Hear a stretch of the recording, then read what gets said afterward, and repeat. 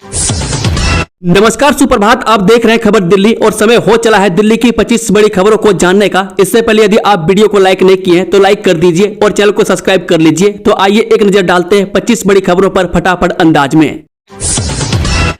दिल्ली के लाल किला विस्फोट में जान गंवाने वालों को 10 लाख रुपये, मुख्यमंत्री रेखा गुप्ता ने की मुआवजे की घोषणा।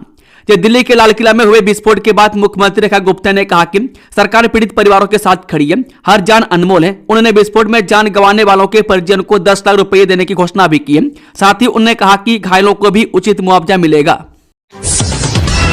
दिल्ली धमाके का इंटरनेशनल कनेक्शन, उमर और मुजबिल से मिले तुर्की यात्रा के सबूत। राजधानी दिल्ली में हुए धमाके के तार अब तुर्की से जुड़ते नजर आ रहे हैं। खबर है कि डॉक्टर मोहम्मद उमर और डॉक्टर मुजबिल शकील के पासपोर्ट में तुर्की यात्रा का पता चला है। हालांकि पुलिस या जांच एजेंसियों की तरफ से इसे लेकर आधिकारिक तौर पर कुछ नहीं कहा है। जिस i20 कार में सोमवार शाम धमाका हुआ उसे तब उमर ही चला रहा था। उमर के तार हरियाणा के फरीदाबाद से पकड़े गए टेरर मॉड्यूल से जोड़े जा रहे हैं। इसे सार्वजनिक क्यों करें, पीएम मोदी डिग्री विवाद में दिल्ली हाईकोर्ट ने डीयू को दिया ये निर्देश।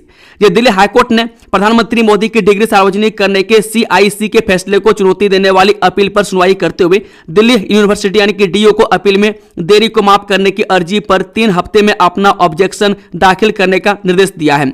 बता दें कि प्रधानमंत्री मोदी की डिग्री का मामला फिर सुर्खियों में। दिल्ली हाईकोर्ट ने दिल्ली यूनिवर्सिटी यानी कि डीयू को निर्देश दिया है कि अपील में देरी माफ करने की अर्जी पर अपना ऑब्जेक्शन 3 हफ्ते में दाखिल करें। यह अपीलें सीआईसी के 2016 के उस फैसले को चुनौती देती है जिसमें मोदी की डिग्री की जानकारी सार्वजनिक करने का आदेश दिया गया था।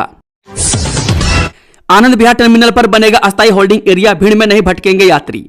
दिल्ली के रेलवे स्टेशनों पर भीड़ प्रबंधन को बेहतर बनाने के लिए रेलवे विभाग ने कई कदम उठाए। नई दिल्ली रेलवे स्टेशन पर होल्डिंग एरिया बनने के बाद अब आनंद विहार टर्मिनल पर भी ऐसा ही अस्थायी होल्डिंग एरिया बनाया जाएगा। इससे यात्रियों को भीड़ में भटकने से बचाया जा सकेगा और स्टेशन पर सुगमता बनी रहेगी। नोएडा में बढ़ते प्रदूषण को लेकर स्कूलों में आउटडोर गतिविधियां बंद, छात्रों के लिए मास्क पहनना अनिवार्य। नोएडा में प्रदूषण के स्तर में वृद्धि के कारण स्कूल में बाहरी गतिविधियों को निलंबित कर दिया। छात्रों के स्वास्थ्य को ध्यान में रखते हुए स्कूल प्रशासन ने सभी छात्रों के लिए मास्क पहनना अनिवार्य कर दिया ताकि वे प्रदूषण से सुरक्षित रहें।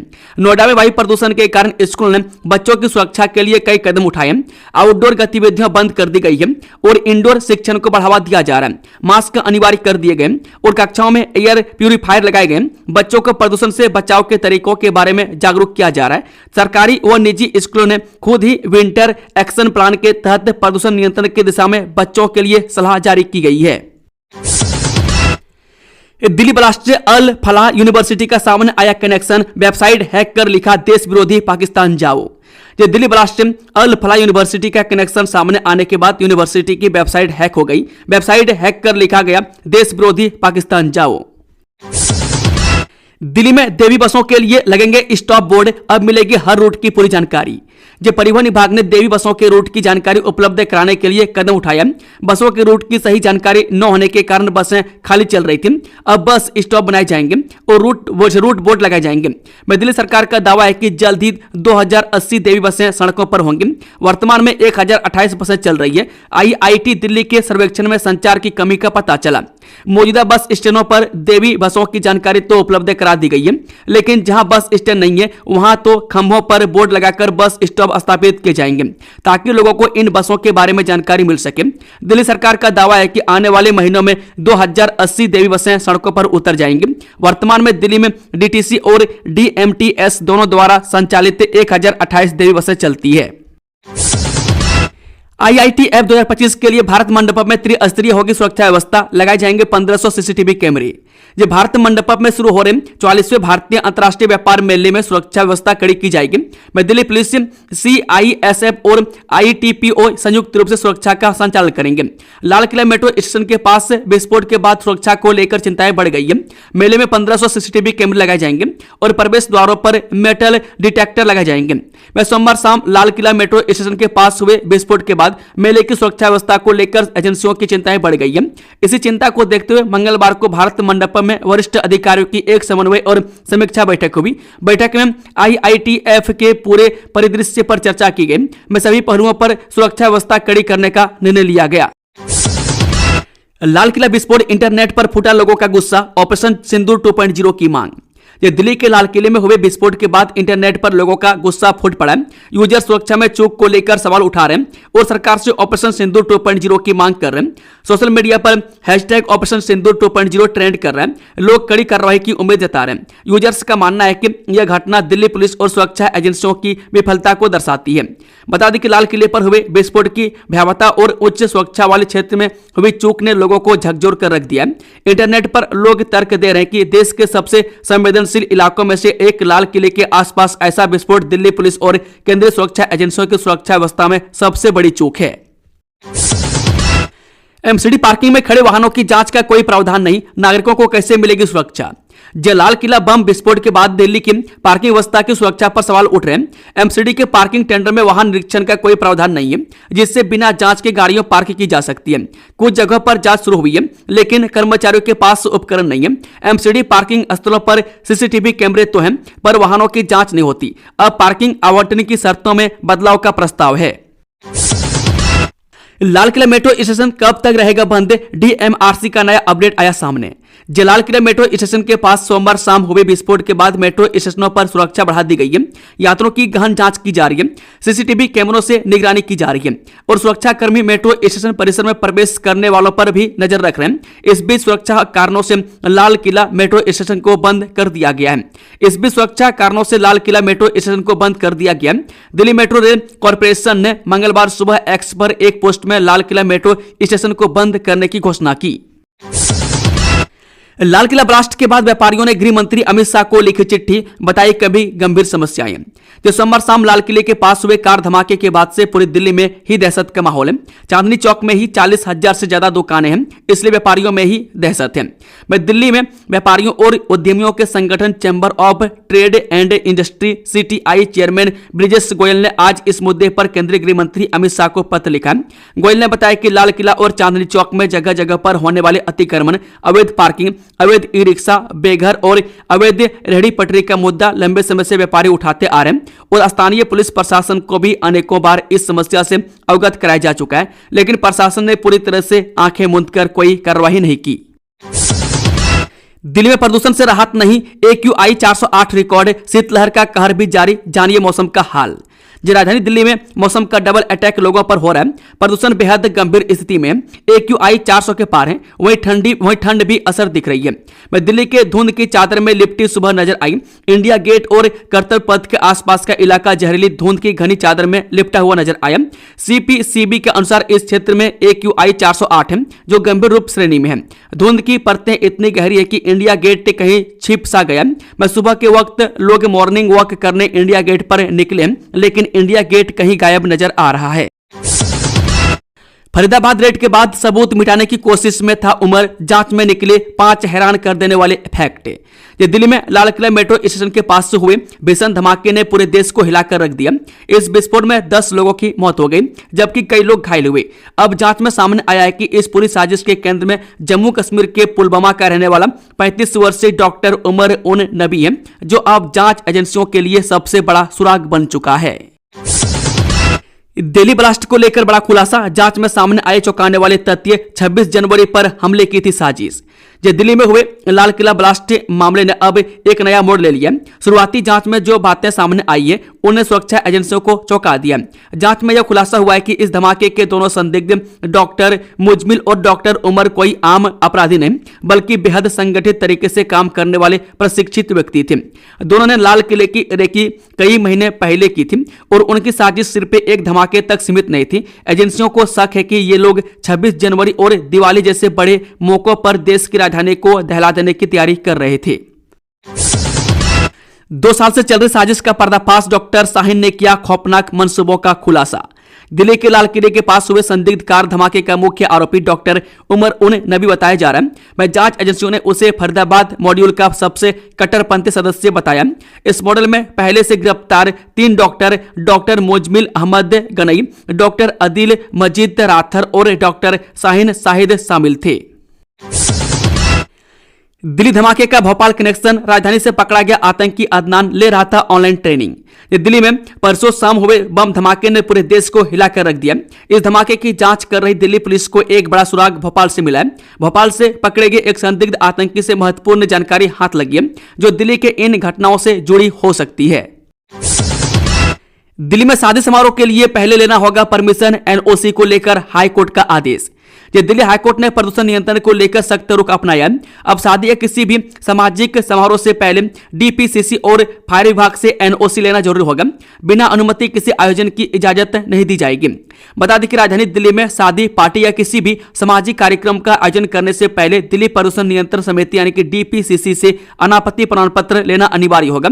यह निर्देश दिल्ली हाईकोर्ट ने सुनाया है। अदालत ने यह निर्देश दिल्ली एनसीआर में लगातार बढ़ते प्रदूषण के स्तर को ध्यान में रखते हुए दिया है। दहल जाता अयोध्या, दर्द में होती काशी। दिल्ली में धमाका करने वालों के टारगेट पर थे मंदिर, अस्पताल। दिल्ली में धमाके के बाद अब तक कई खुलासे हो चुके हैं। गिरफ्तार आतंकियों के सारे राज खुल रहे हैं। उन्होंने देश में तबाही मचाने का पूरा प्लान तैयार किया था। इसके लिए उनके टारगेट पर मंदिर और अस्पताल थे। अयोध्या और काशी खास तौर से उनके निशाने पर थी। दिल्ली में धमाके के बाद एजेंसियों की जांच तेज है। 10 नवंबर को हुई घटना के बाद हर रोज नए खुलासे हो रहे हैं। जिन आतंकियों को गिरफ्तार किया गया उन्हें पूछताछ में कई राज उगले में खुलासा हुआ है कि गिरफ्तार आतंकियों के मॉड्यूल में उत्तर प्रदेश के मंदिर टारगेट पर थे, खासतौर पर अयोध्या और वाराणसी। दिल्ली विस्फोट मामले में अब तक 56 डॉक्टरों से हुई पूछताछ, 15 गिरफ्तार, 3 हिरासत में। दिल्ली धमाके में जैश-ए-मोहम्मद के लिए कथित तौर पर काम करने वाले एक डॉक्टर आतंकी मॉड्यूल के सिलसिले में कुल 15 लोगों को गिरफ्तार किया गया और 3 को हिरासत में लिया गया। ये गिरफ्तारियां जम्मू कश्मीर पुलिस ने की है और अब तक कुल 56 डॉक्टरों से पूछताछ की जा चुकी है। इस मॉड्यूल पर सोमवार शाम 6:52 पर लाल किले में हुए विस्फोट का आरोप है।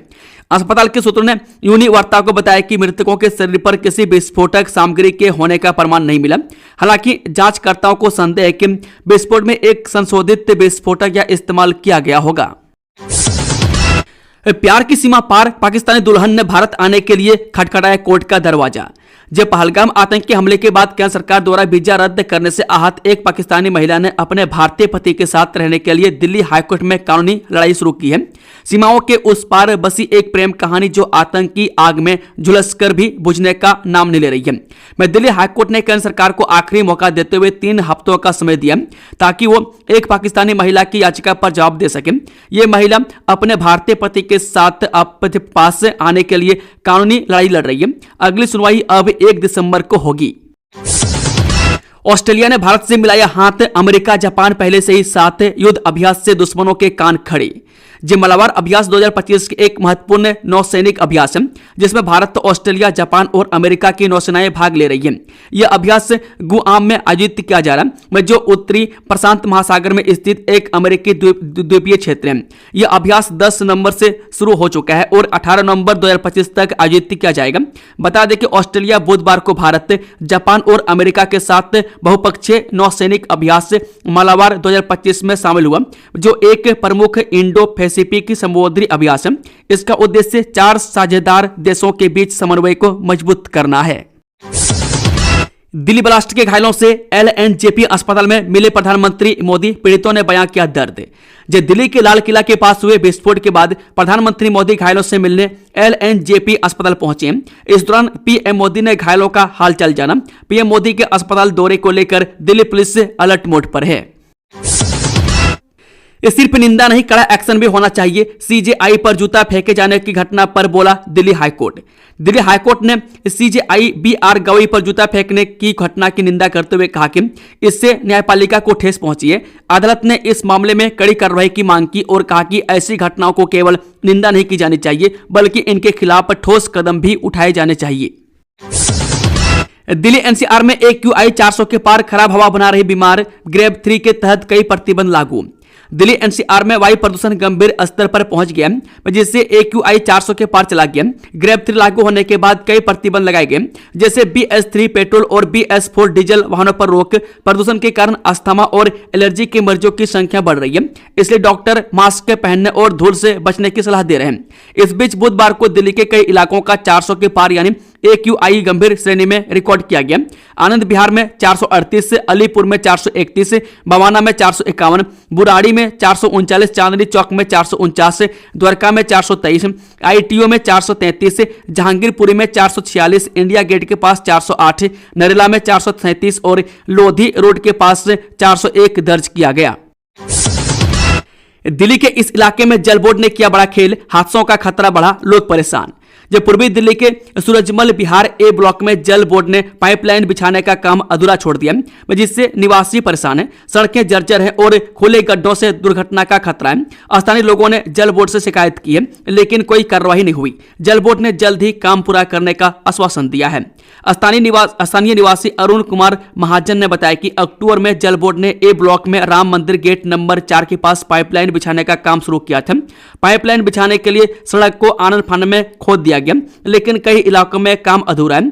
A1 से A7 और A8 से A16 के बीच लगभग 30 फीट का हिस्सा ऐसा है जहां खुदाई के बाद पाइपलाइन नहीं बिछाई गई है, जिससे गड्ढे खुले रह गए हैं। पतंजलि को 72 घंटे का अल्टीमेटम, दिल्ली हाईकोर्ट ने कहा झूठे और भ्रामक विज्ञापन को नहीं दिया जा सकता संरक्षण। दिल्ली हाईकोर्ट ने पतंजलि को डाबर के च्यवनप्राश विज्ञापन को 72 घंटे में हटाने का आदेश दिया। अदालत ने कहा कि भ्रामक विज्ञापन को संवैधानिक संरक्षण नहीं मिल सकता। पतंजलि के विज्ञापन में अन्य निर्माणकर्ताओं को धोखेबाज बताया गया था, मैं जो अनुमेय सीमा का उल्लंघन है। मैं डाबर इंडिया की याचिका पर यह फैसला आया, जिसमें पतंजलि के विज्ञापन पर रोक लगाने की मांग की गई थी।